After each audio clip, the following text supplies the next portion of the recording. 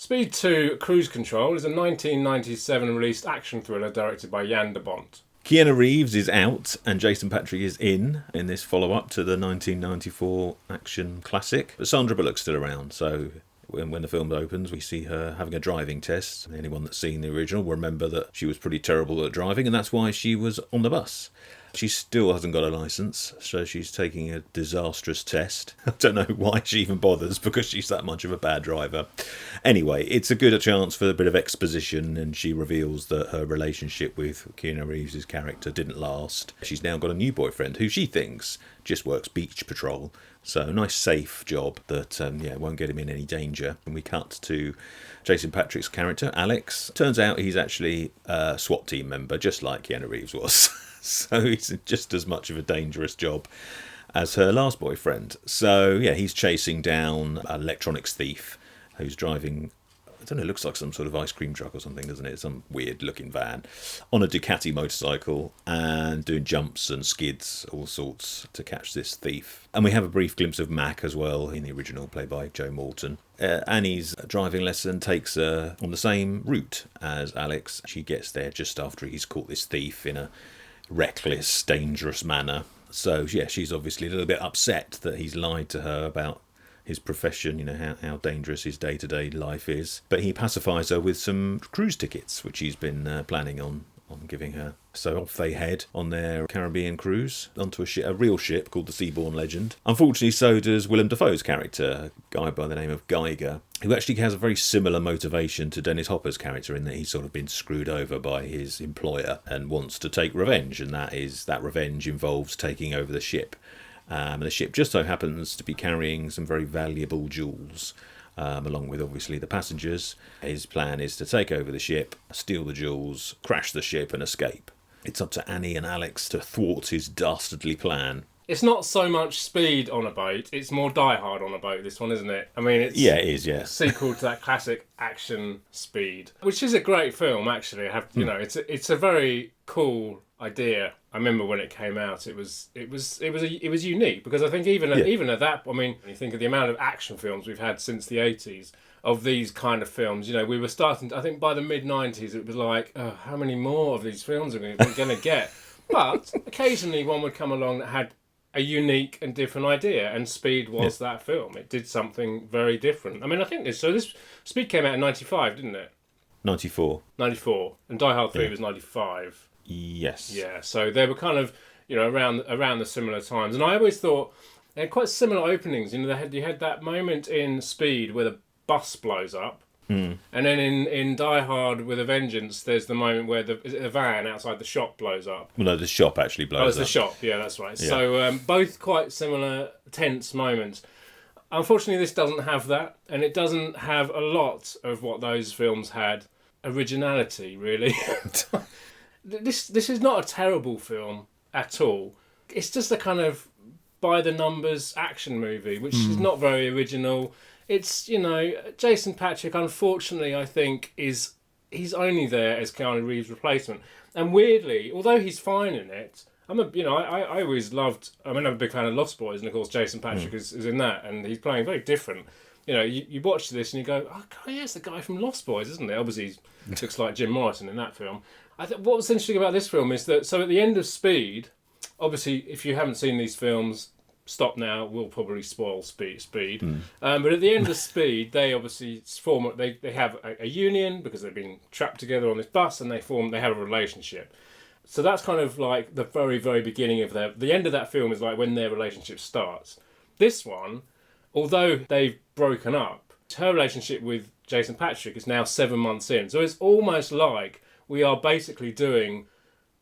Do you know what I mean? We're 7 months down the line with Keanu Reeves, but Keanu Reeves read the script, he didn't like it, and he walked out. And so Jason Patric took over, obviously as a different character. So it's almost like she is at that point with Keanu, with that relationship, and they've just had to put someone else in. And lo and behold, he's in the LAPD, and bang, we're back to where we were with the first one. I mean, I think it's hampered by having the Speed name on it, because the first one was so great and everyone loved it.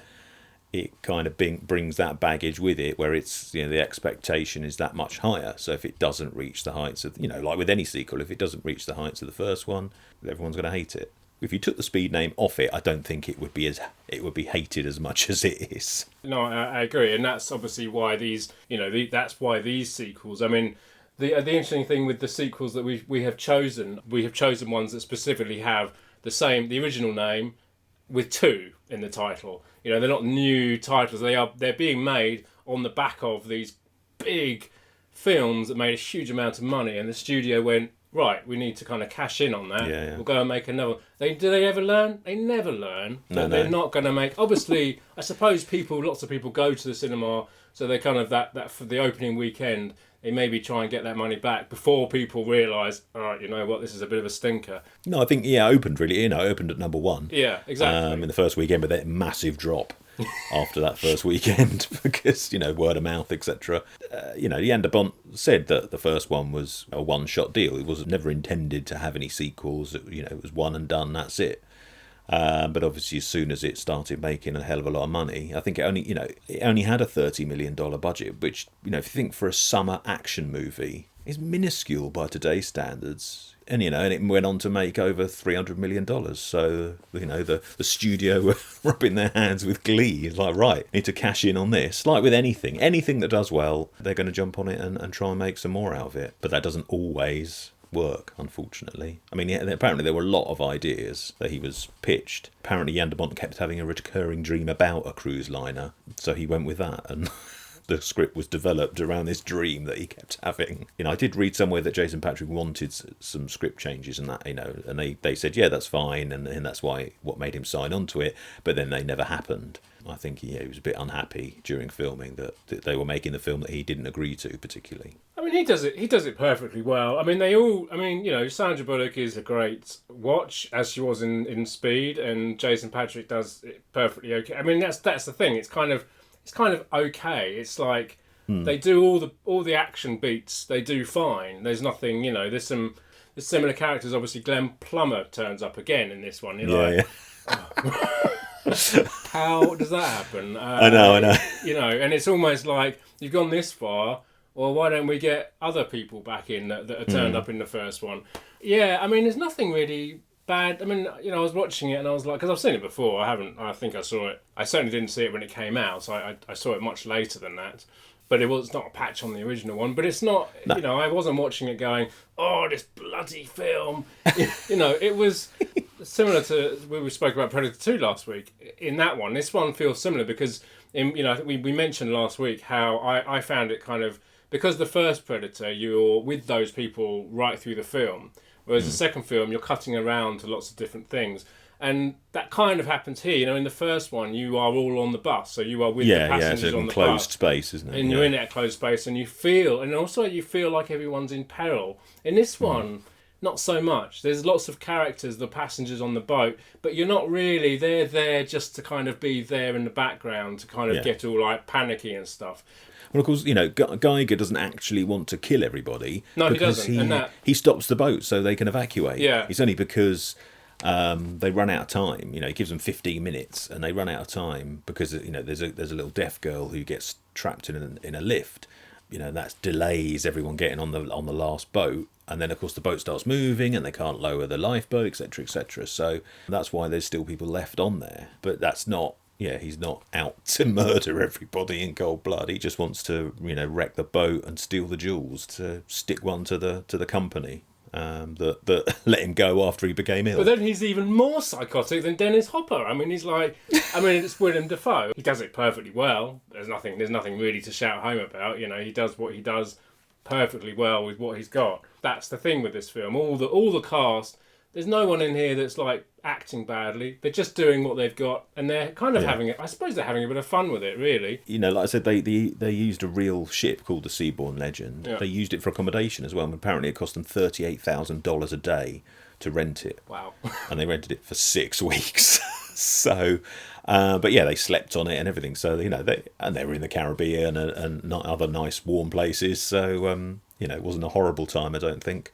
I think filming on the water, I think Jan de Bont afterwards said he completely underestimated how difficult it was going to be to film on water. With hindsight, yeah, it probably is quite difficult. Should have maybe thought about that first. I mean, it had a massive, massive budget in comparison to the original. I think it was up to $160 million. There's lots of action set pieces, but the set piece at the end, I'll spoil it if you haven't seen it, sorry, but the ship crashes into a town. And they did that not for real, but they built the front of the ship to scale. They used a real town and then built onto it a bit that they could destroy with like 30 odd buildings. And built a rig to just crash it into it. And that alone cost the same as the entire budget for the first film, for 5 minutes of the film. So, I mean, it's a prime example of maybe going a little bit overboard, pun intended. So, you can see the money on screen and it looks great. Yeah, I mean, I think that's what's interesting with it. It does look great, and the big action spectacle sequences do look great. What's also interesting, actually, you talk about the budget and everything that went into it, because this came out in 1997, and of course the same year Titanic came out as well, and you look at the budget that went into that with even more. I mean, it's interesting what you can do with your budget and different things you can do. Obviously, that's a much bigger film, and they built like half of that boat, didn't they? So it's just interesting. 2 films came out the same year on the ocean, both kind of doing similar-ish things. It's okay. I mean, there's a few interesting members in the cast. Colleen Camper's in there. She's very well known. She's done loads of films in her career, loads of films in the 70s and the 80s, and Kimmy Robertson, who was in Twin Peaks. She played Lucy in Twin Peaks. She's in there. Temuera Morrison, who was in Once Were Warriors and Star Wars. Is that right? Yeah, he's Jango Fett, yeah. And now Boba Fett in The Mandalorian. And the aforementioned Joe Morton and Glenn Plummer. There's Lois Charles as well from Moonraker, who's the Bond girl in Moonraker. Another cheese fest. And for all you music fans out there, UB40 as well. And I was kind of thinking, you're in trouble when the house band on your cruise is UB40. All the passengers seem to be loving it. They loved it, yeah. But, I don't know when they miraculously make it off. We never see them escape, but they obviously... They should have stayed on. They could have been like the band in Titanic playing as the boat goes into the town. That would have been amazing. Yes. It was fine. It's fine. It's fine. It's maybe not what Predator 2 is to Predator. No. I think it's, those 2 films are great in their own way.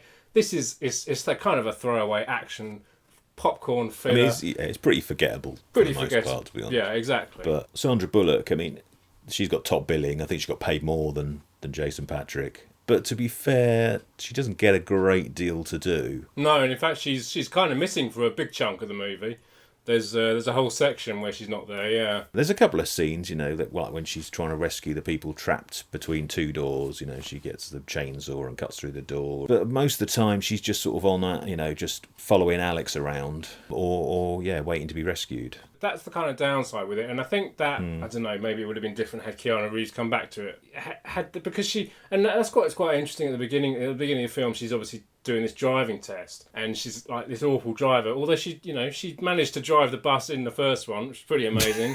Even though she's kind of fobbed off as this terrible driver, but it's a shame they didn't utilise more of the kind of the banter that she's very good at and the humour that she's... I mean, she's a very good comedic actress, which she's proved time and time again. She's very funny. And I think it's a shame that they didn't...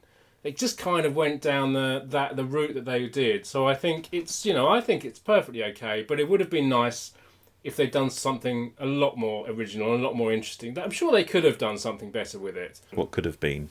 What could have been, exactly. The one other thing you might notice while watching it is that Jason Patric and Sandra Bullock and Willem Dafoe, for the vast majority of the film, do all their own stunts. There was very little use of stunt people for those 3 actors anyway. And again, you can see that, there's a great scene towards the end where Jason Patric's on the front of a boat with he's got like a harpoon thing or something, isn't he? And then, you can see it's him. I think that does help in these action films. Today there would be a lot of CGI and things like that. Fair play to them for being up for doing it. There's a great moment underwater as well when Jason Patric has to go underwater to do something under the boat, which is never a good idea.